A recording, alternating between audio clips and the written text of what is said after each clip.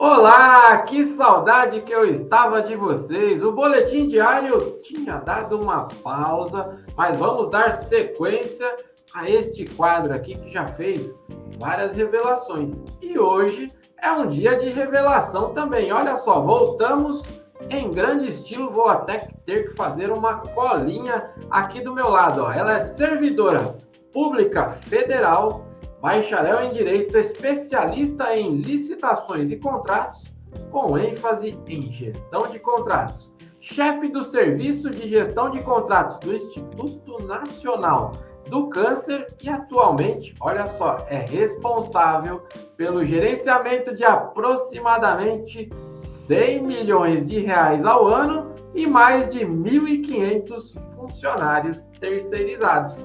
Seja muito bem-vinda pela primeira vez aqui no Boletim Diário, a professora Michele Cristina.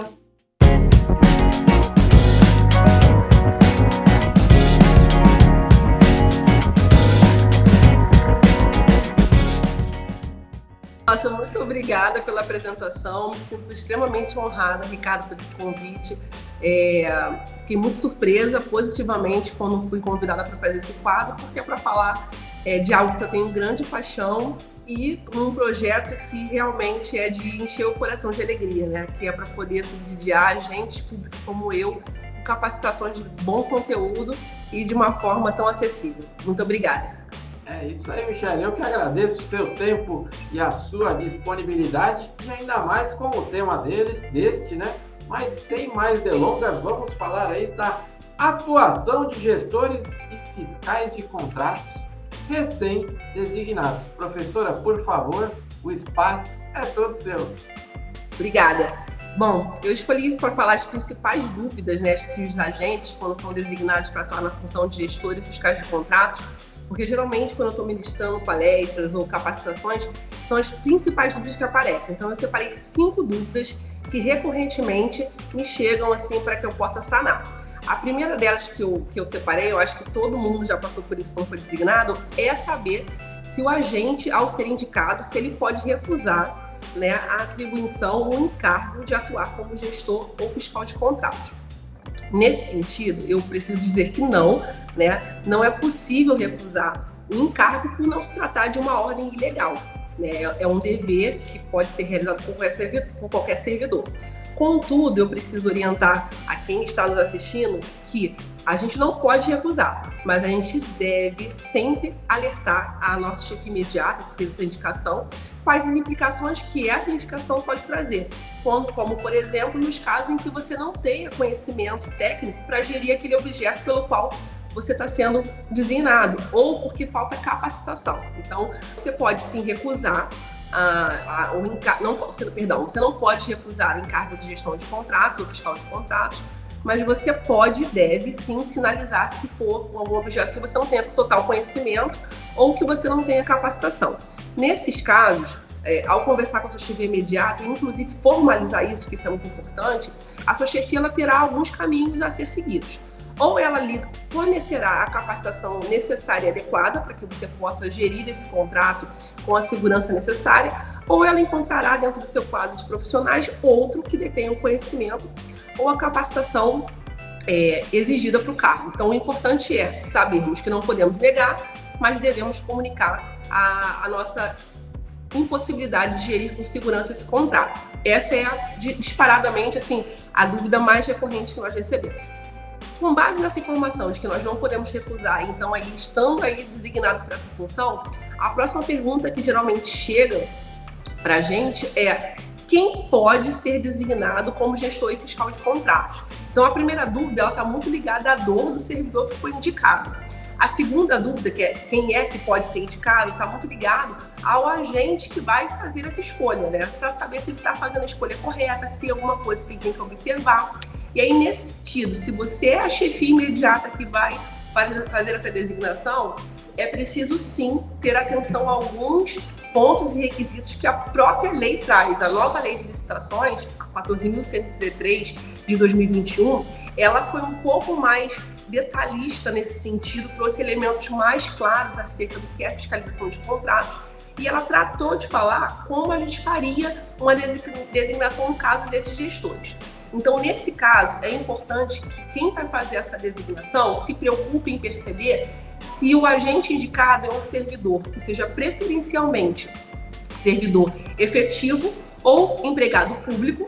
E nesse caso, se você não tiver um servidor de carreira ou empregado público, você tiver um profissional comissionado, a lei permite, já que ela diz que é preferencialmente, mas ela exige que haja uma justificativa do órgão. Então, vamos imaginar aqui de forma prática. Eu vou designar um servidor temporário, que o meu órgão não tenha, logo ele não é um servidor de carreira do meu quadro, e aí eu vou justificar que eu estou fazendo isso por uma ausência de recursos humanos ou porque a pessoa devidamente capacitada para aquele objeto é esse profissional que não é um profissional de carreira, então devidamente justificada, a lei permite que o faça, ela traz na letra do seu texto, preferencialmente.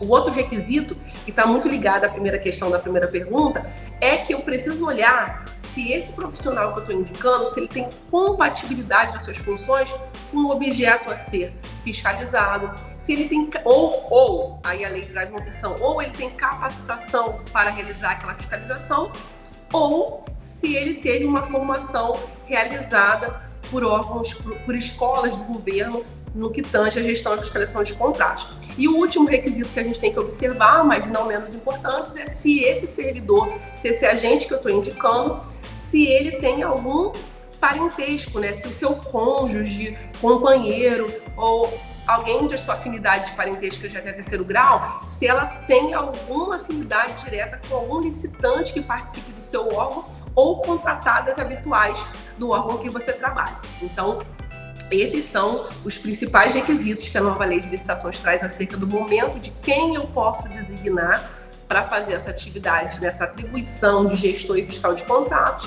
E vale aí também dar uma dica no sentido de olhar a complexidade do objeto que você está colocando para o seu servidor executar. Se você tem um servidor que é menos proativo, que tem características que não são compatíveis com a natureza do objeto, obviamente não seria esse servidor que você iria estar dando essa atribuição.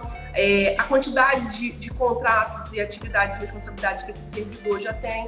Algumas questões que a gente pode observar para assegurar que a gente está fazendo uma escolha adequada no momento de dar uma atribuição de tanta responsabilidade. Então, a gente falou aqui, né, se a gente pode recusar, falamos quem a gente pode designar, e aí eu também tenho mais uma pergunta que geralmente a gente recebe bastante, acerca de que atos. Então, já sou um gestor de contrato, já escolhi quem vai ser o meu gestor fiscal de contrato, já dei ciência a esse profissional, acho que é importante ressaltar aqui, que a gente não pode designar um agente sem que ele tenha ciência de que ele vai ser designado. Outrora era muito comum os servidores descobrirem seu encargo de fiscal e gestor de contrato quando o processo já estava acontecendo. Então, é boa prática que antes que você faça de fato a designação, a publicação formal, você dê ciência ao seu servidor, até para que ele tenha tempo de dizer, por exemplo, que ele não tem conhecimento técnico nem a capacitação adequada. Seguindo essas diretrizes todas, a gente parte para o momento em que tudo deu certo, e aí a segunda dúvida existe diferença, a terceira dúvida, perdão, existe diferença entre o que é o papel do gestor de contratos e o papel que o fiscal do contrato faz? Essa também eu acho que junto com a primeira do posso recusar é uma das dúvidas que eu mais escuto. E isso não à toa, porque a lei anterior, a 866 de 93, ela não trazia o tema fiscalização de contratos com tanto foco como a nova lei traz. Então, quando a gente se percebia dentro do texto legal da 8666, a gente se via sendo sinalizado como o fiscal. O fiscal deve fazer, o fiscal deve fiscalizar. E esse fiscal é quem? Quando ele falava, era o gestor? Era o fiscal administrativo? É o fiscal técnico? Então, de fato, durante muito tempo, essa dúvida foi uma dúvida real para todo mundo que atuava nesse serviço. Com o advento da Instrução Normativa 05 de 2017, que foi uma instrução normativa que, de uma maneira geral, era voltada para órgãos federais, né, mas que os municípios poderiam ali usar como boa prática, essa instrução, ela trouxe mais luz acerca do que era o papel de cada um. Então, ela trouxe essa segregação de competências. Então, nessa instrução, fica claro que o gestor é a figura que vai fazer a coordenação das atividades relacionadas à gestão de contratos. Será ele que vai fazer todo o acompanhamento no momento que tiver que fazer uma prorrogação de contrato? Será ele que vai tratar a repactuação de contratos? Será ele que vai dar um encaminhamento de uma instituição quando ele entender que deve abrir um processo de penalidade para uma empresa que veio a descumprir as cláusulas contratuais desse processo? É ele também que, subsidiado pelas outras figuras, vai reunir informações necessárias para saber, para atestar se a execução do contrato está sendo feita da maneira correta, com as cláusulas, conforme cláusulas avançadas, e vai dar o recebimento definitivo, que é a efetiva autorização para pagamento da prestação daquele serviço ou do insumo adquirido, desse fornecimento. Já o fiscal técnico, que também era uma figura conhecida como fiscal, é o profissional que está em loco. Ele está vendo a execução no seu dia a dia, uma execução diária. Ele não está ali preocupado em estar olhando questões burocráticas. O papel desse fiscal técnico é de extrema importância porque ele está fazendo um cara crachá. Ele está vendo se eu tenho uma mão de obra em loco, ela está uniformizada, ela está com crachá, ele chega no horário, eu tive atraso, eu tive a cobertura se esse atraso não aconteceu, a quantidade de insumos que tinham que estar chegando, estão chegando de maneira adequada, na quantidade, validade. Então ele está muito mais próximo da execução. E ele subsidia o gestor, que muitas vezes não está nem no local da execução do processo, a tomar as atitudes que a gente acabou de falar. Eu vou ter que repactuar, eu vou ter que aditivar, eu vou ter que penalizar. É essa figura que está na ponta que subsidia o gestor a fazer.